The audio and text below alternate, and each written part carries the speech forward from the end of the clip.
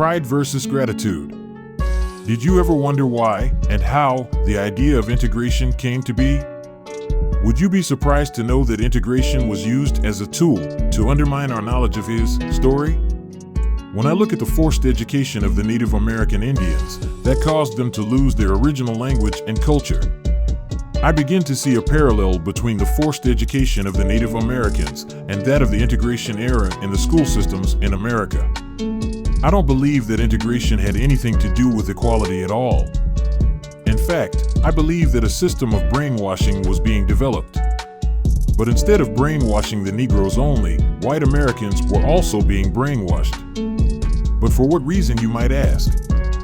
I believe the purpose was for setting up some kind of psychological slavery system.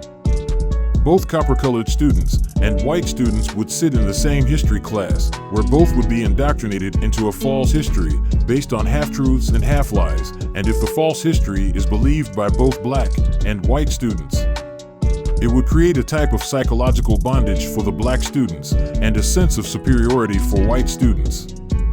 For instance, I believe that when it comes to the Civil War, black students are taught that their ancestors were freed by white people who wanted to put an end to slavery. This statement is only half true. While white students are taught that their ancestors fought to free the enslaved populations in the southern states. This too is only half true. Both of these half-truths will leave black students with a sense of gratitude, whereas the white students come away with a sense of pride. How many times have you heard this? My ancestors fought to free your ancestors. If truth be told, these psychologically implanted roles would be reversed. And it was for this reason that integration had to be instituted. The truth is, our ancestors fought for their freedom and ours, and they also fought to save the Union in order to secure that freedom. Whereas whites fought solely to save the Union. Don't get me wrong, there were white men who fought to save the enslaved, but I can pretty much guarantee that you were never taught about the real man who made a difference. That's why The Bang has produced a series of videos that will wash away that psychological implant that was given to many of us by the public educational system. Videos such as The True Heroes of the Civil War.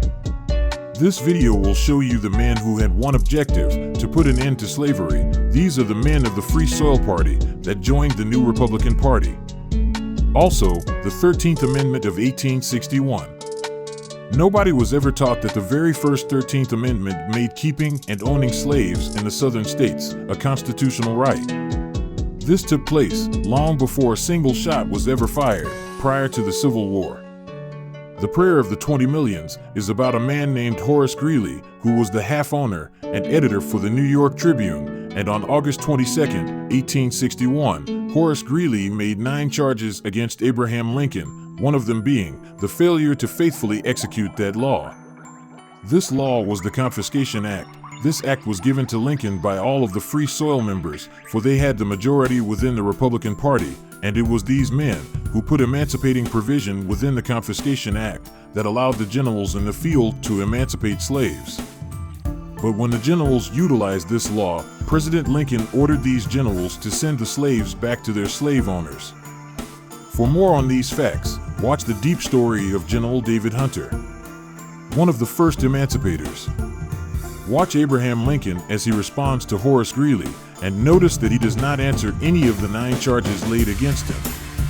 It is the response of Abraham Lincoln that validates my prior statement that former slaves fought for freedom and fought to save the Union in order to save the Union.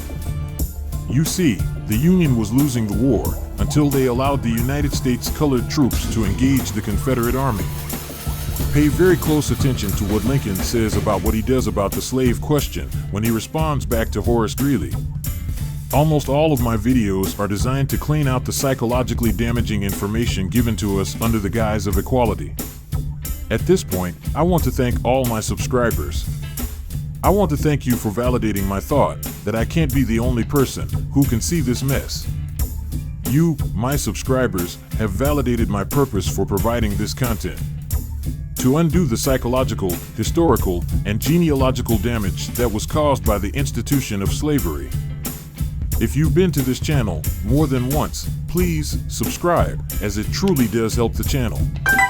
Leave a comment, for the Bang looks forward to reading them and replying to them.